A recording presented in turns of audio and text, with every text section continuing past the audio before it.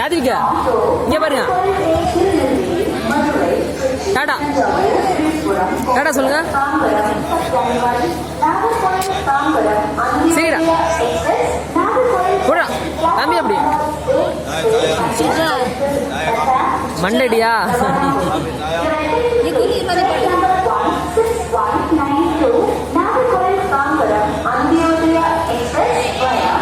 ஓய் தம்பி டாடா. முத்தம் கொடுங்க. ஆமாங்க கொடுங்க